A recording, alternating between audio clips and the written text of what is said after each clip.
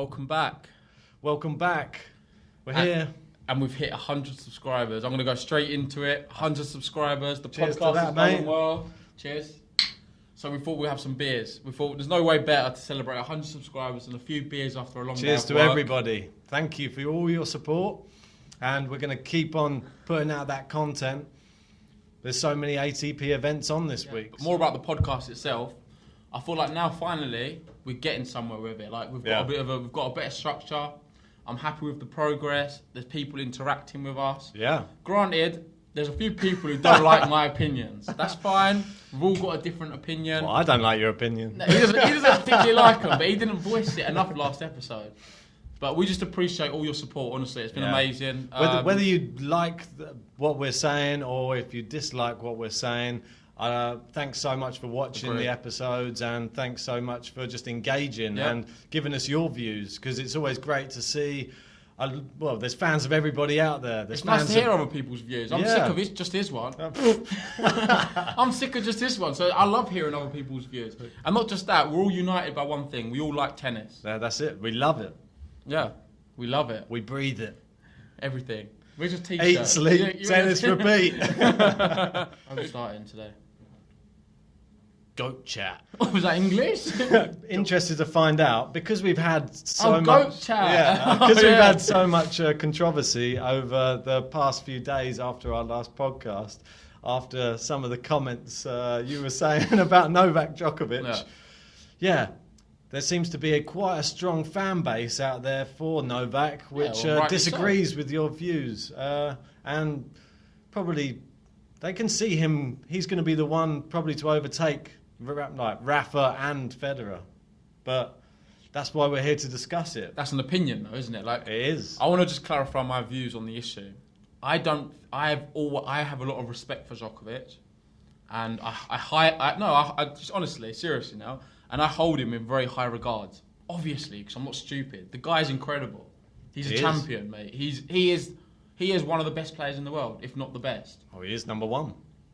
Just become number one. Yeah, but I don't want to. First player to win a Grand Slam in 3 decades. I want to clarify that. I also want to clarify the fact that people think I'm claiming that only Djokovic has all this unsportsmanlike behaviour, like this gamesmanship, as it's called.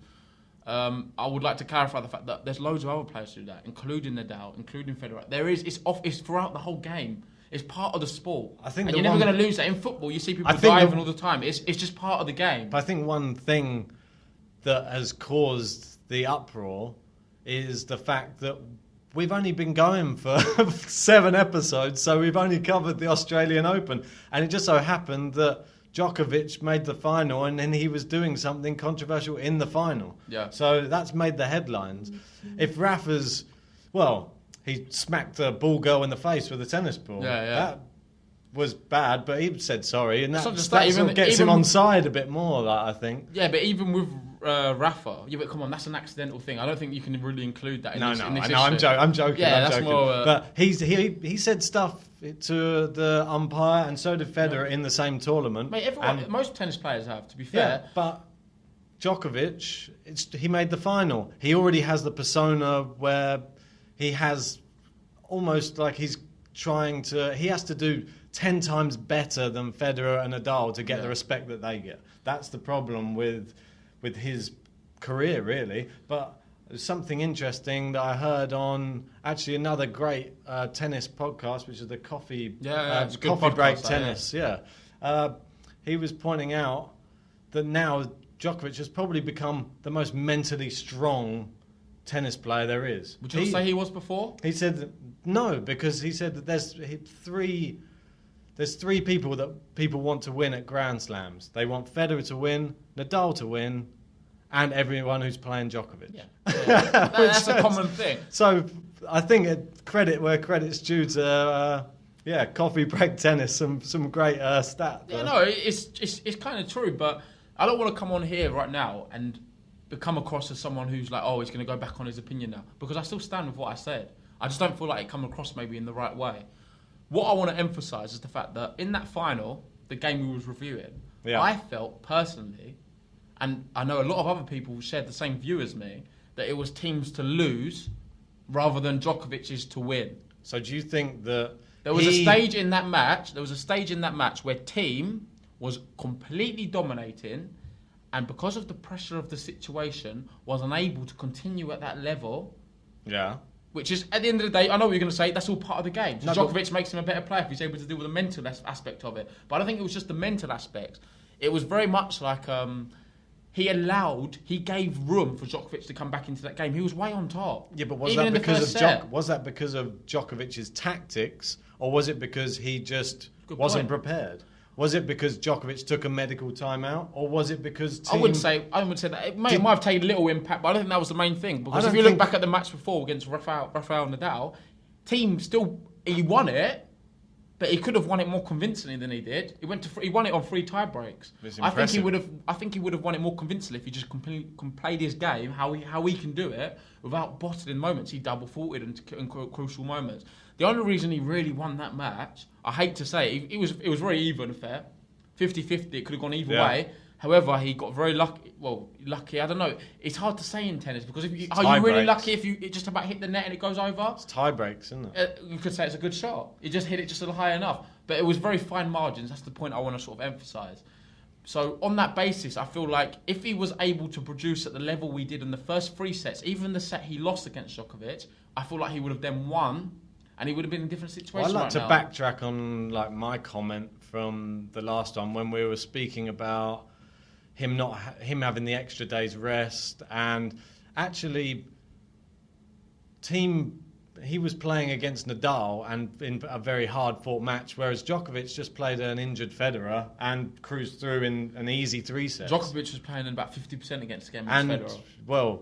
And like you said, when you get to that time, he probably had some fatigue. He probably had the adrenaline fatigue. Yeah. And then if you got Djokovic, just throws a little spanner in the works with a medical time when you're playing your best tennis, and you've got to try and recoup your thoughts. Exactly. Yeah, it's enough to. Well, and his backhand wasn't firing, so. Yeah, you're right. The backhand of the line wasn't firing. Exactly right. And sometimes little things like that can really throw you off. And he's not experienced enough in Grand Slam finals yet, I don't think, no. to not allow that to affect him.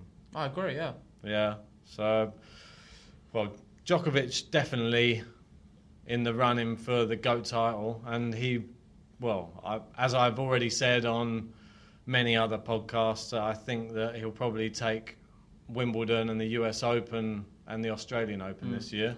Just on that point you made before, I just want to sort of reiterate what you said in terms of when you say tired, I don't mean physically tired. That is an impact, but I don't think margins like that is not really going to change. It's the mental aspect.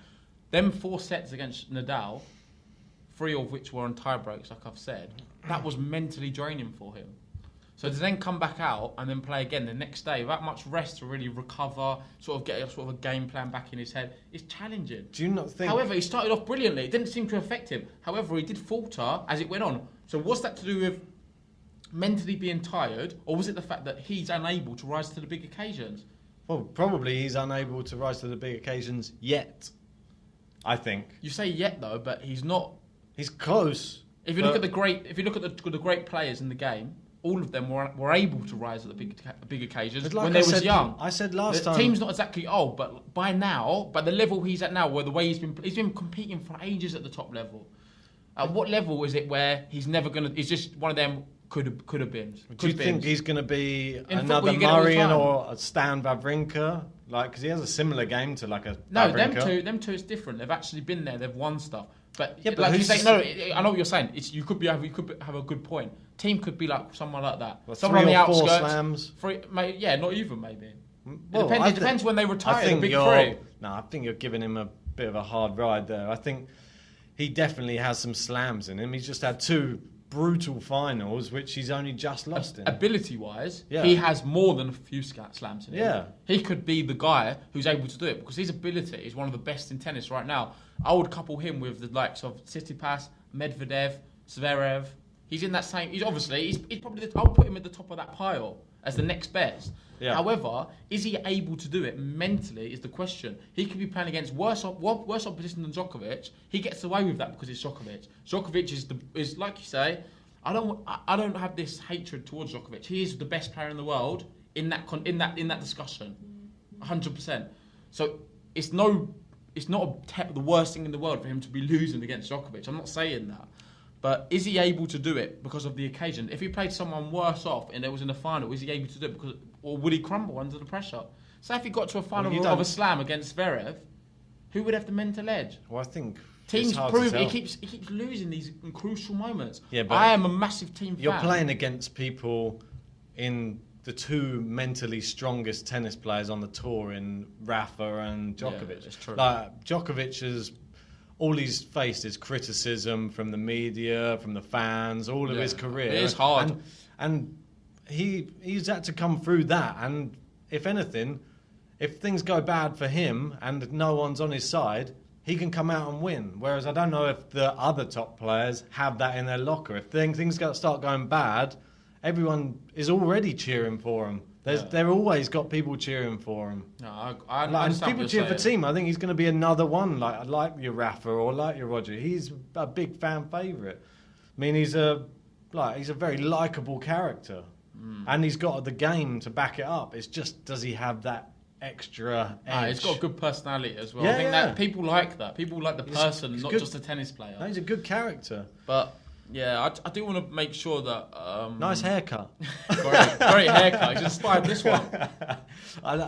After 100, if my hair was a bit darker, mate, I might have a few like highlights, little blonde. I'm too blonde. After 100 subs, I can afford to get my haircut now.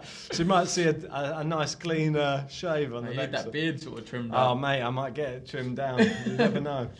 Oh, God. I know. Might need to hide from the trolls. Might get the head trimmers out.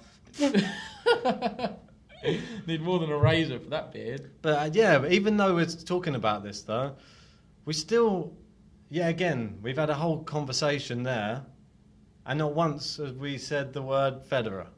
Why? We said Federer was injured. But we said he was injured, but we've not said once about his greatness, which he is the GOAT still. He's the most Grand Slams of all time. Yeah, 20 Grand Slams. He's if anything, the person who created this era of tennis, really. I agree. He's the first one that everyone was like, wow, someone can win that many Grand Slams in an era. Yeah. I just want to clarify, though, that I do respect all three of them. I have a lot of respect for all three and what they've achieved in the sport and the level they've brought the sport to. Oh, yeah. Because I don't feel like even all the players below, I don't think they'd be at the level they are without them top three. Keep pushing them forwards. He said that in his press comments, didn't he? He said he was sort of honoured to be in this era with the three greatest players of all time. Yeah, I agree. So there's not more you can say. How often is this going to come around again? No, when you have probably won't, mate. 20 Grand Slams, 19 Grand Slams. That's why we've got to enjoy it as much as we can. Yeah. We need to be all positive. Like Rafa fans need to unite with Djokovic fans. Federer fans need to unite. That's never going to happen. Yeah, everyone needs to unite. It's not like everyone has different opinions. There's always people you're going to like more than the other one. But at the end of the day, you've got to accept that they're all very top players. They're all equally great. However, everyone was going to have a different opinion on who you think is the personal greatest. Yeah, but that's what makes it interesting. It's like me saying, I love Man United, and you going, Barcelona are the best. Exactly. I think that's Real sport, Madrid. Though. That's sport. The only reason I'm a maths man, I'm an accountant. So for me, I look at the maths. And statistic-wise, if you look at the statistics, I would put Nadal as the greatest player. Why? Based off the fact that he's got the highest win percentage. But would you... Yeah, but it's not much in it. It's not fine margins, mate. They're all equally great, but that's just me personally. And not just that, a lot of it is my heart, to be honest. Do you think that... Because I love watching him play. I like his game. Do you think there'll ever be a player that wins... Because they always seem to have a preferred surface. Is there ever going to be one player that takes over all of the surfaces? I don't think so. Because the reason I say that is because each surface requires a different skill set, what makes you the best. And I feel like if you've got that skill set, it's very difficult then to have... Rafa's close.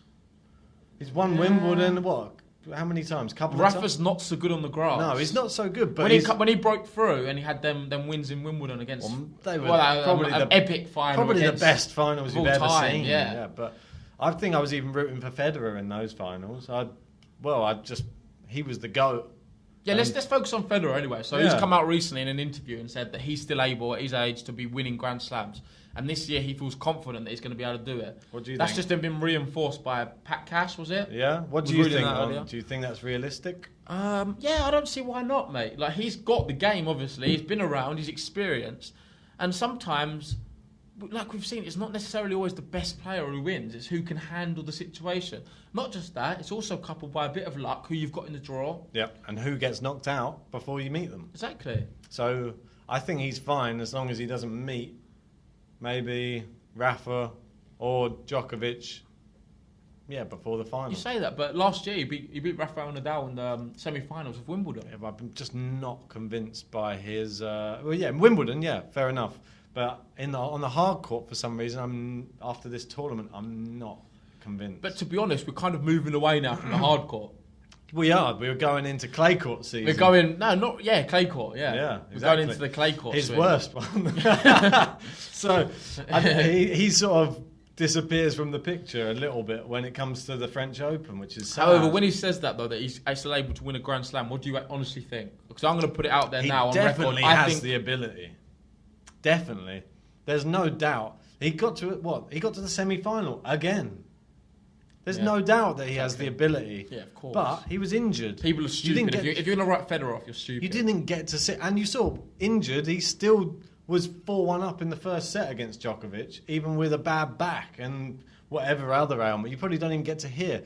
He hasn't ever chosen to retire from a match in 20 years. Yeah, exactly. This is a guy who doesn't tell you if he's injured, even if he is injured. Even after the match, he's not even going to make an excuse. He's a model. That's why I think a lot of people feel that he is the model professional. Maybe he does have the slight outburst here and there, but who doesn't? He's recently had a few outbursts I've seen. It's just the age, mate. You get a bit more moany when you get older, mate. I've seen that firsthand. You tried to move it from your desk and you wouldn't move. That's it. Oh, gosh. But no, so I'm going to put it out there. I think he's definitely able to win it. And that's a little thing. Obviously, we're going to get closer to that, but maybe I feel like he might be my tip for Wimbledon this year. Really? Yeah. Wow. I'm going to put it out there. I'm still... We'll see how it goes, obviously. I'm still... I think Djokovic is just fired up this year. I think last year wasn't his best year. I think tail end of last year, I think was probably the best thing that happened to Djokovic was he lost to Paes. He lost about 2 or 3 games, which is unfamiliar, in the space of 2 months or something, to people he would normally beat. And I think that was put him in good stead for the Australian. He's just probably thought, I'm going to prove everybody I'm the best. So, and he did. Yeah. So let's see what happens when it comes to clay court, though, because we know that's not his ideal surface. He's good. Djokovic is, talking about the most all-rounded player, I would put Djokovic as the most all-rounded player. Yeah, on all surfaces, yeah. Like he is, if you want to look at, say... So that's why people can have arguments to say he's the greatest of all time, because he's probably the best. If you want to do an average on all the different surfaces, there's no one who can really compete on him on clay, hard and grass. It's hard to look at Rafa and then... because he wins so many clay court. How many French Opens has he got? 11, is it? Crazy. 12? It's crazy. But that's what I mean. But a lot of people can say the argument that they don't think Rafa's the greatest purely because most of his Grand Slams are from the French. So he's just very good at one tournament. And that's they don't have much versatility. He's going to turn into the Williams sisters and start. I don't look at it like that because I still think it's tricky. At the end of the day, you've still got to go on a court. It's all the same size courts with the same lines and the same rules, and you've got to beat another player. So for me, it doesn't matter if you're very good at one surface. Doesn't make you any less of a player if you're not good in all of them. But that's just my opinion on it. Who do you think's got the best? Well, I think I already know the answer to this question. I don't even bother answering it. Asking it. Sorry. I was going to say, who do you think's got the best chance of beating him at the French? The team train. Yeah. Choo choo. Roll on the team train. Next station, French. Roland Garros. Roland Garros. The team train stopping there next. Be prepared. No. Is he going to go one better this year? Where is it? It's in Paris, right? Yeah, it's in Paris, yeah. Oh, that's cool, man. We'll have to do a trip there one day. Is that the other name for the Eurostar, is it? The team train. Yeah, too expensive on that. Maybe the team trains a bit cheaper. Mate, I'll pay so much on train tickets. It's ridiculous. Yeah, it's cheaper to fly, isn't it? Probably. But yeah, I was thinking, speaking about age a little bit, I just wanted to just touch on somebody, well, when we were speaking about Federer maybe getting a little bit long in the tooth for the tour. Maybe this guy, still playing on the tour, 46 years old. Paes. Paes, yeah. He's a well-renowned doubles player. Leonardo Paes, 46 years old. Doubles player from India. He is. And born in 1973, man. Wow. Been on the tour. That's near where you were, wasn't it? How was that year? What was it like? He's bring back memories, eh, Ben? He's been on the tour for 26 years, I think they said. Wow, incredible. And he's hanging up hanging up the racket this year? Hanging up the racket this year, and this is going to be his last year on tour. Nice. He's currently playing in the doubles at the moment. I think you're very well aware of that after one of your bets he put to sleep. I know, I had Sitak to win, and I forget who he's playing with now. Oh, mate, you didn't know that it was his last year on tour. He's coming out firing. No, it was incredible. He's playing well still, so it's good for him. 46, it's nice young. to see older people playing. It gives Federer some hope, for sure. He's going to go into doubles with Paes, I think. But no, he's retiring this year. He's had a great career, it seems. Yeah, I don't think he's really reached the heights, let's be honest. We don't want to flatter the guy too much. He's not exactly done anything spectacular. Well, singles form is... He's had a great career, mate. At the end of the day... His last singles match was in 2005. How did he do? Did he win? Nah, lost. What was the score? Lost in Taipei in straight sets. Oh, God. Yeah.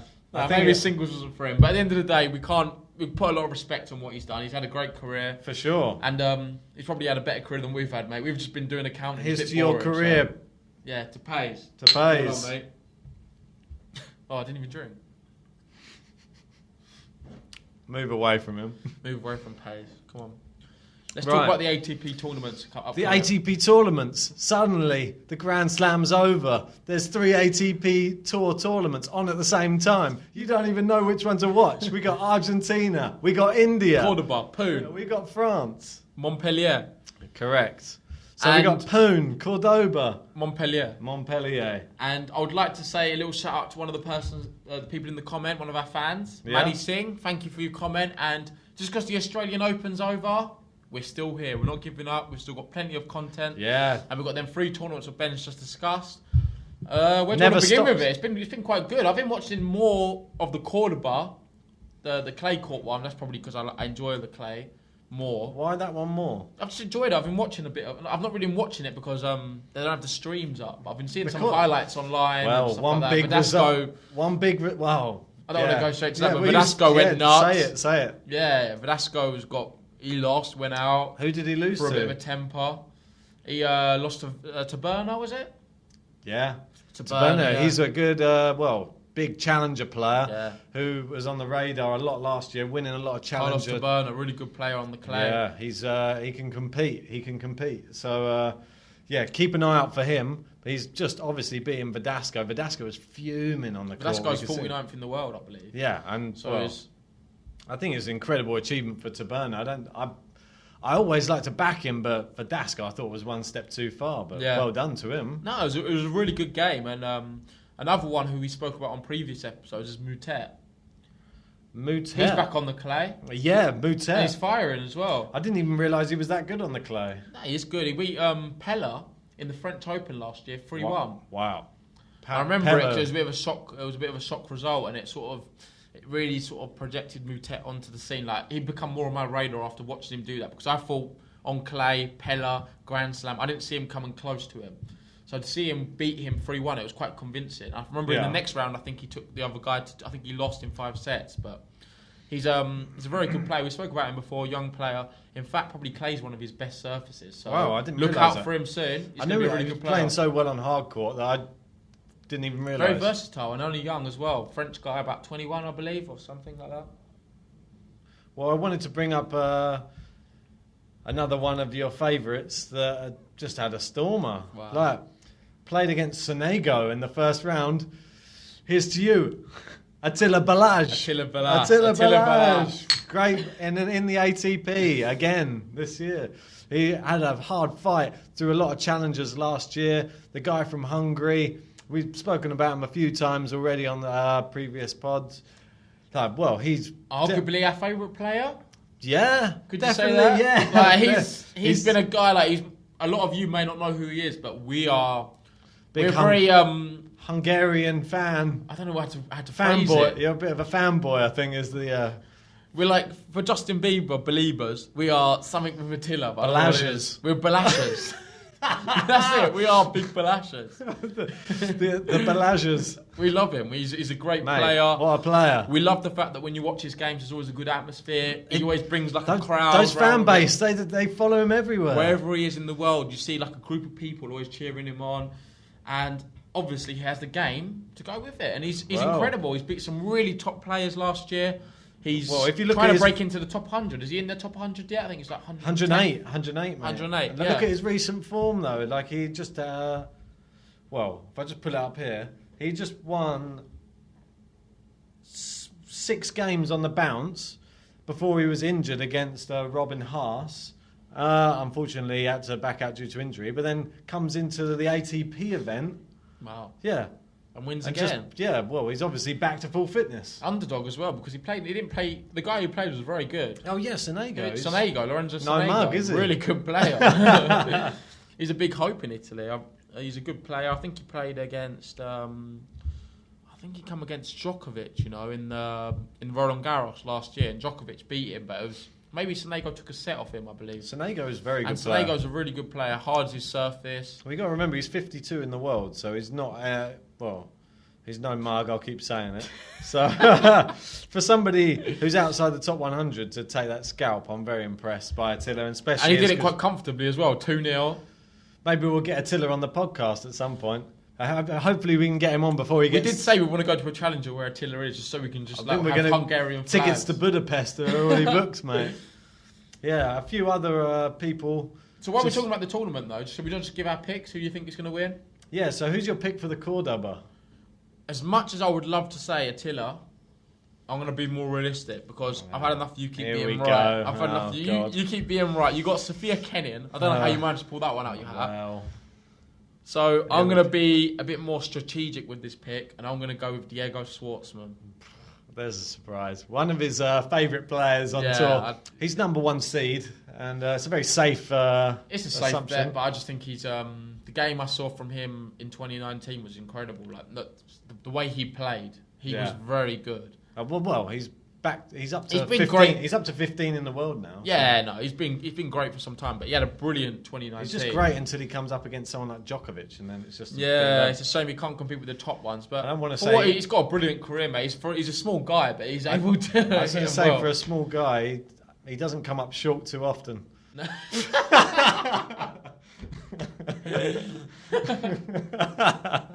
Another handshake. Yeah.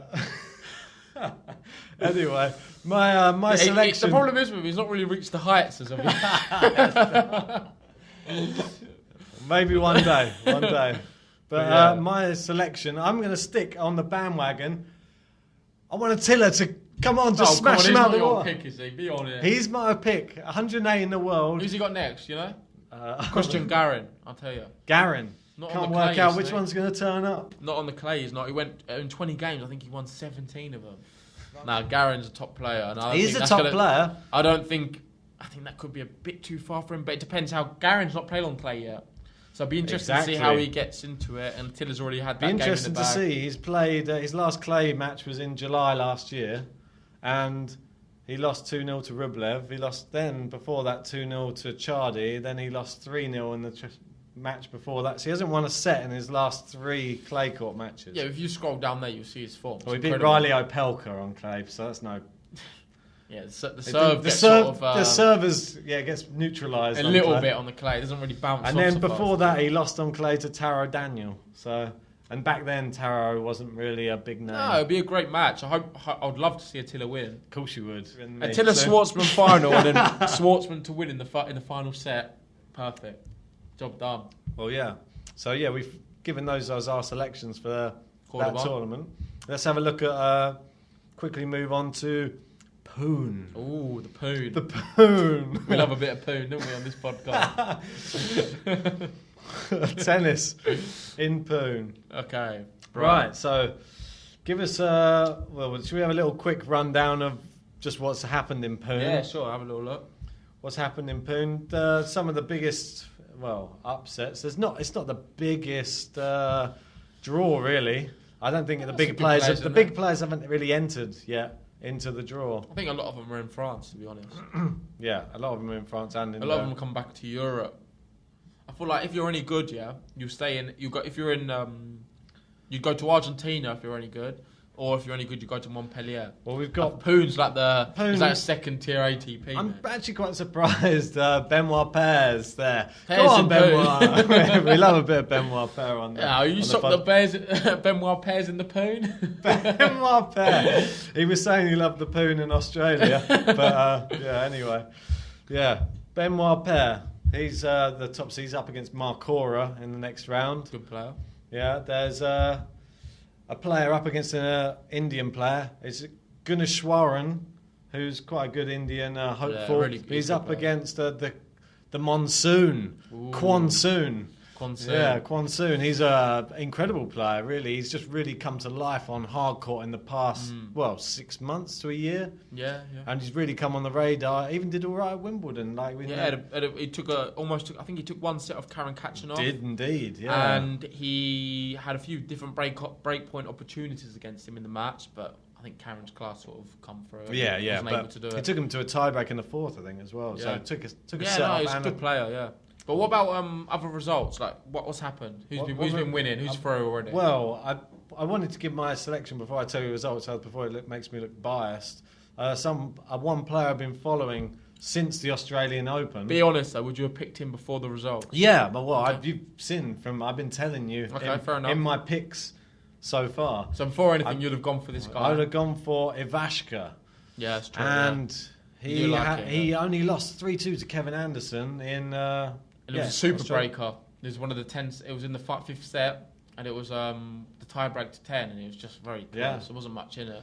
Kevin Anderson with his big serve sort of allowed him, and his probably a bit more experience as well on like the Grand Slam stage. Well, definitely helped. It was very close. There wasn't much in it at all. And Ivashka on hard is a really good player. And look, in this tournament so far, he's come through. Let's have a look. Donskoy, not a bad player. Yeah. And Russian. a little stat, he actually has met Donskoy 3 times before and lost every meeting. Ooh. And this time he beat him 2 sets to love. Impressive. So that's how much he's come on. So that cool. Australian Open's boosted his confidence. And next round, 2 sets to love against Travaglia, who's a Stefano. 85th. Stefano the Traveller. 85th. The Traveller. He's 85th in the world, and very good player. Yeah, maybe.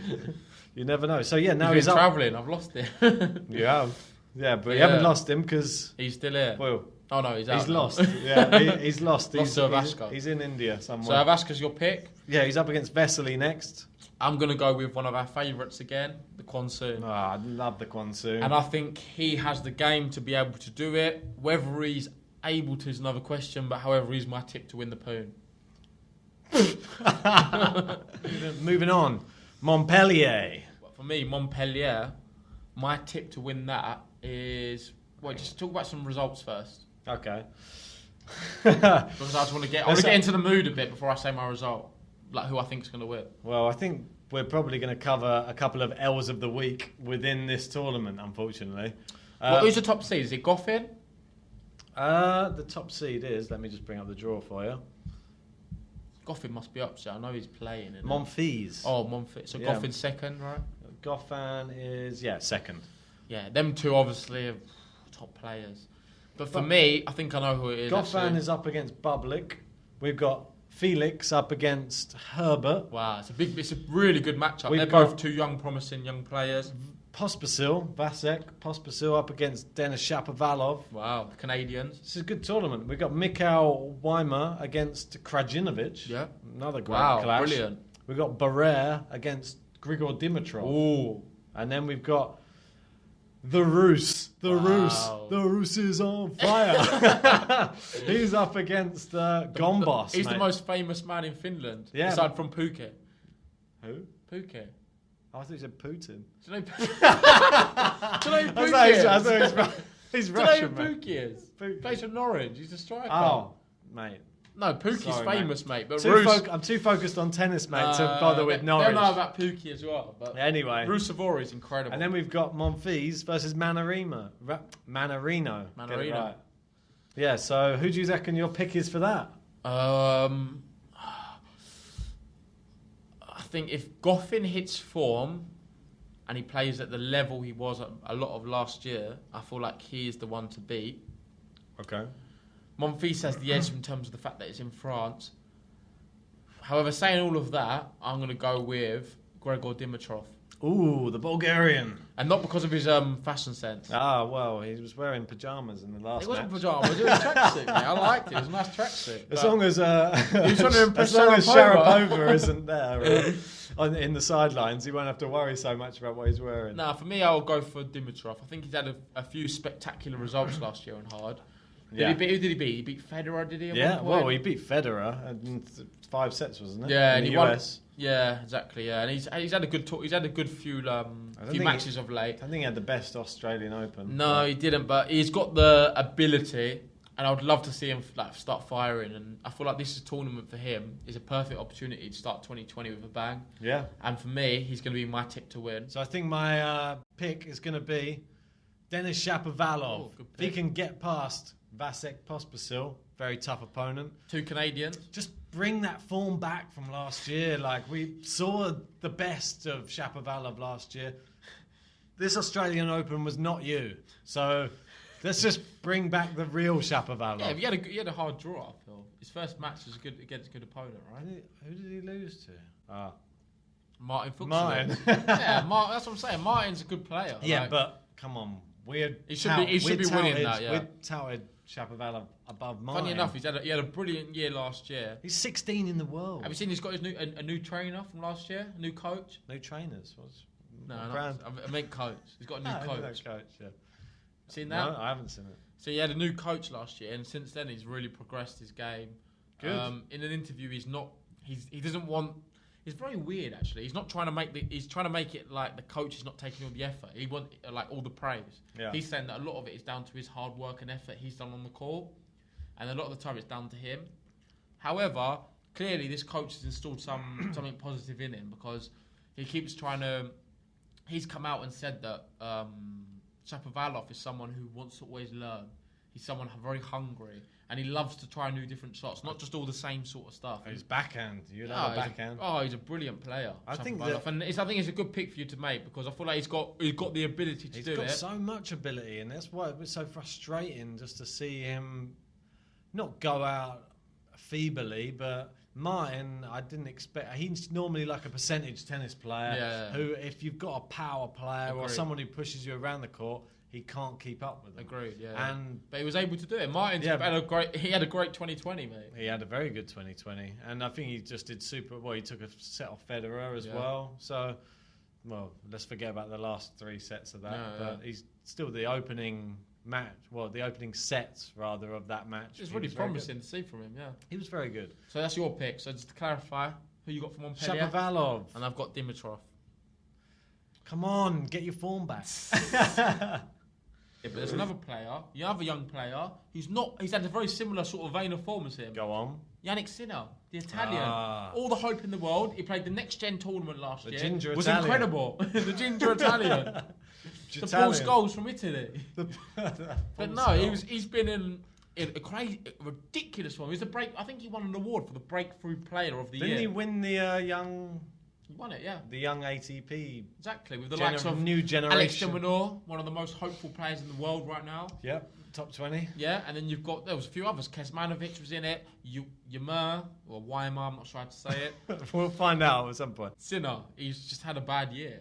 I think he's played 4 or 5 games this year, and he's only won 1. He turned into a sinner. He lost to Rusevori, a great player on hard. He lost to a few others. I think he lost to Weimar, is it?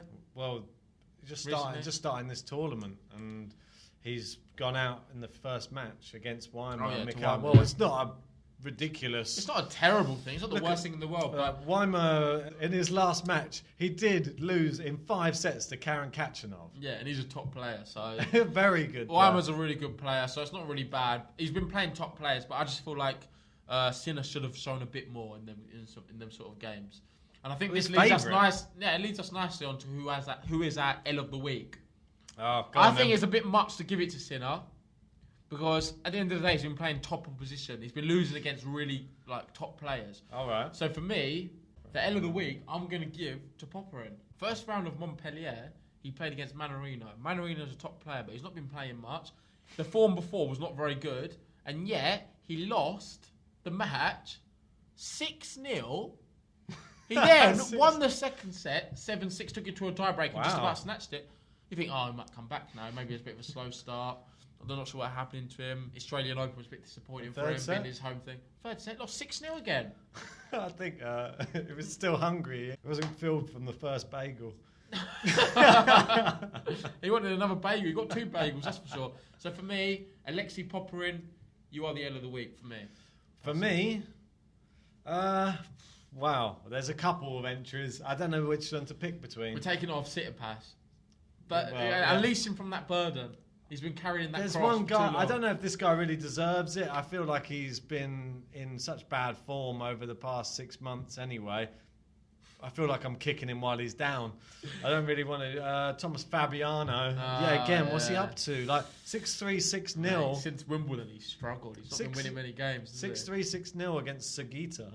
Who is... Sagita's a good player. He's very good, but he's outside the top 100. Yeah, Fabiano's really falling, mate. I feel like he's going to fall out the top 100. Definitely. So in that case, I think we're going to agree that Alexei Popperin is definitely the end of the week, yeah? Yeah, well done. Alexei, end of the week.